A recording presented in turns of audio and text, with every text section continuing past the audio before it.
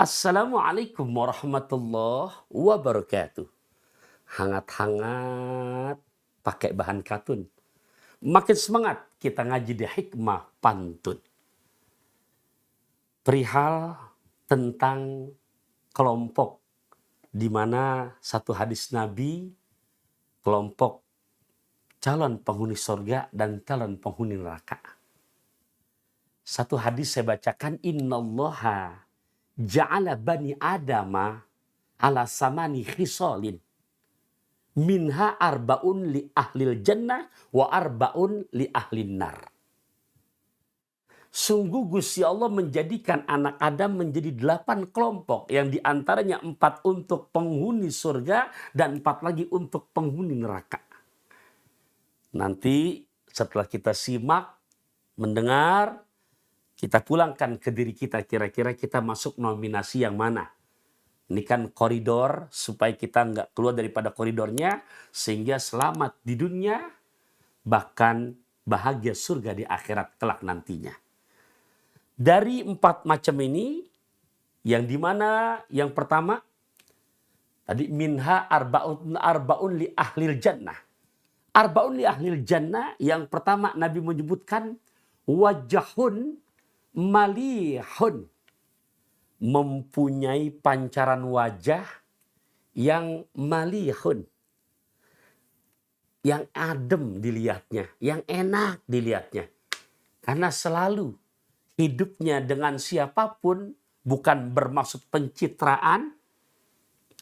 Jadi senyumnya yang seperti Nabi ajarkan selalu keluar dengan tidak terpaksa. Dan juga tidak untuk berpilih kasih. Kan kadang-kadang ada orang yang senyum hanya buat kalangan menengah ke atas. Giliran ketemu saudara yang susah, yang gak punya, yang menengah ke bawah, berat untuk keluar senyumnya. Wajah yang enak dilihatnya. Kalau bahasa orang tua dulu sering nyebut air mukanya. Kalau bahasa sekarang, ya Rob, melihat wajahnya, inner beauty-nya, auranya betul-betul enggak aura-auran. Ya, tuh. Ya diantaranya untuk bisa mendapatkan itu, jelas selalu menjaga wudhunya. Karena orang yang udah menjaga wudhu pasti nggak akan ketinggalan sholat 5 waktu, bahkan maksimal dengan sholat-sholat sunnahnya. Wajah.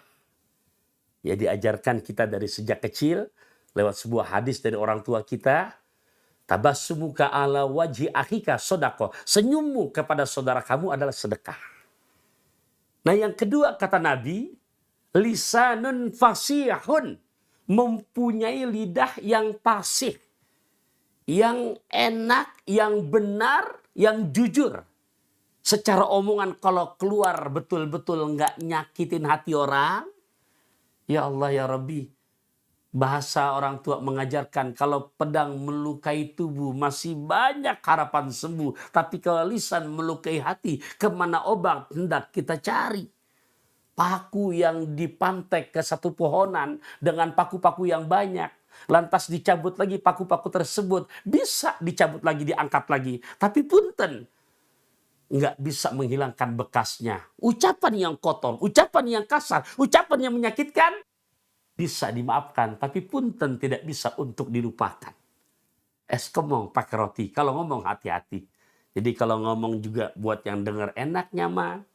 Sekalipun ngomong juga betul-betul, kalau kata orang kan kadang-kadang, ya Allah, hati-hati dah kalau udah ketemu dia mendingan diem aja. Kenapa? Lisannya kadang ngomong kayak nggak disekolahin. Naudzubillah min dzalik. Itu yang kedua. Yang ketiga kata Nabi apalagi? Yadun, ya, qalbun taqiyun, mempunyai hati yang makin bertakwa kepada Allah. Jadi perintah ibadahnya bukan buat untuk pamer, betul-betul dilaksanakan secara maksimal bahkan optimal. Dan yadun sakiyun, tangan yang murah untuk memberi.